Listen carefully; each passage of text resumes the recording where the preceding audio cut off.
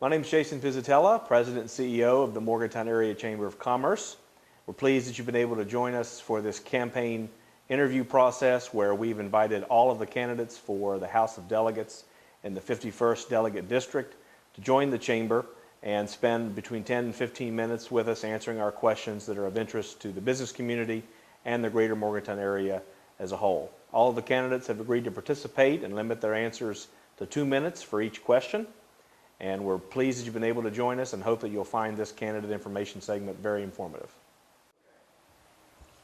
We're here with Barbara Evans Fleischauer, incumbent candidate and Democratic nominee for the House of Delegates in the 51st District. Barbara, thank you for joining the Chamber this morning and being willing to answer some of our questions.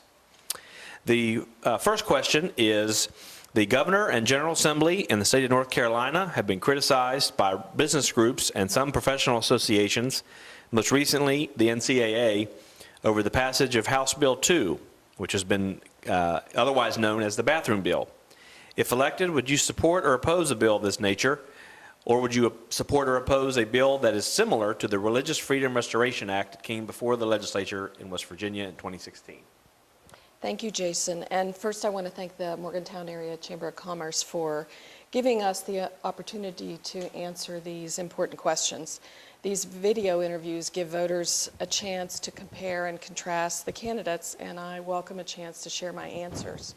In response to that question, I voted against the Religious Freedom Restoration Act in 2016, and I would vote against a bill containing the same or similar provisions if it were to return in 2017. It would definitely bring unnecessary hardship upon our local and state governments, as well as our businesses, like that has been suffered in Indiana and North Carolina.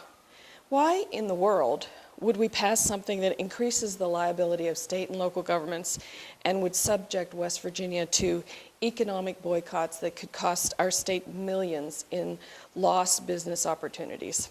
I certainly don't know. A second reason we don't need this bill is because religious freedom is already covered in our state and federal constitutions.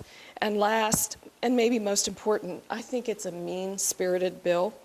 Our laws should encourage businesses and schools to serve everyone and not permit discrimination against particular groups of people.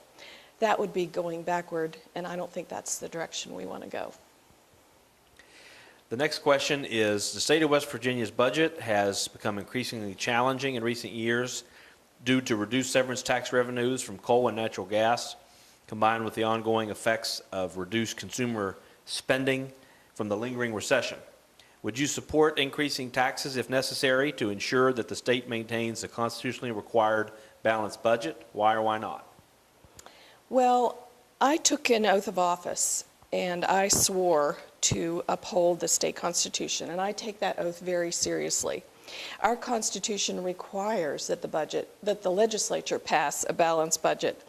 I voted for a significant tobacco tax increase this year in order to balance the budget, although I would always be very careful to scrutinize any tax increase for the effect that it might have, or for the reason it was passed and the effect that it might have on those being charged. I don't think it's proper for any legislator to rule out increasing taxes if that would be necessary to balance the budget. According to officials at West Virginia University, WVU has sustained approximately $30 million in budget cuts just over the last 3 fiscal years.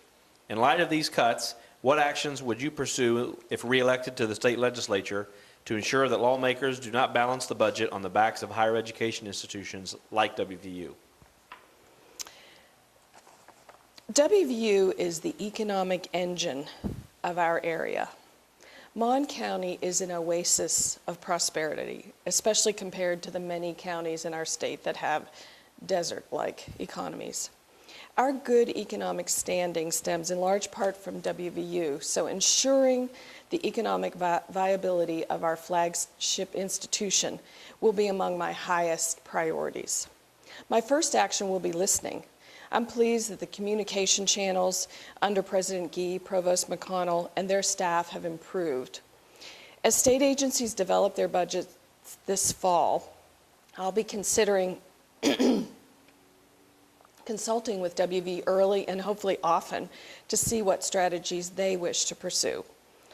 But I'm also worried about the rising costs of tuition and the ability of future students to be able to pay the costs of a college education. I am also committed to passing a budget on time. One of the worst things that happened last session was delaying passage of the budget until the last minute. This resulted in increased anxiety for all state agencies like WVU and for people dependent on PEIA benefits, and subjected taxpayers to an unnecessary $600,000 bill for the special session. I'm glad that we were finally able to approve a budget that maintained WV funding and included extra funding for PEIA, but we can't afford to repeat that. Small businesses make up the majority of members in the Morgantown Area Chamber of Commerce. If elected, what would your top legislative priorities be to help small businesses thrive and maintain their presence in the Morgantown area?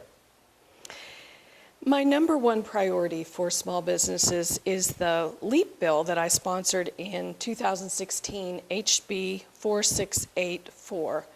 LEEP stands for Local Energy Efficiency Partnerships.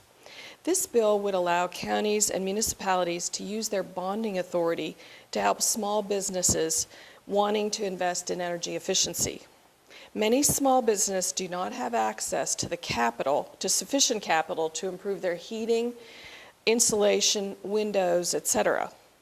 109 local and state governments have passed this legislation so that small businesses can save on future energy costs, and so should we. In addition, I'll be closely monitoring funding for WVU and highway infrastructure. I know our small businesses depend greatly on our investments in roads and higher education. That is a good segue to our final question, and that is, in May 2015, the Governor's Blue Ribbon Commission on Highways released its final report outlining various findings and recommendations concerning the future of the State Road Fund. Would you support an increase in the gas tax and/or registration fees paid at the Division of Motor Vehicles to fund additional investments in our highway infrastructure projects both in this area and throughout the state? Why or why not?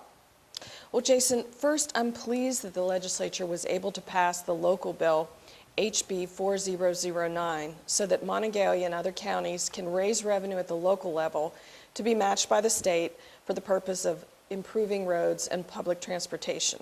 That's a start. But we need desperately to figure out ways to increase contributions to the state road fund, which are shrinking. They're shrinking in part because the state road fund is funded primarily through the gasoline tax, which is based on gallons. I'm open to considering several ways to beef up our state road fund, including increasing the gas tax. We need only to look at the construction happening in Pennsylvania, where they increased their gas tax. All we have to do is drive across the border to see the improvements in their roads.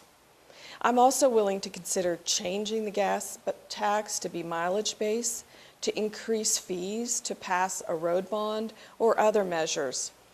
I think it will take a combination of different types of funding, and that it will be a very delicate balance, political balance.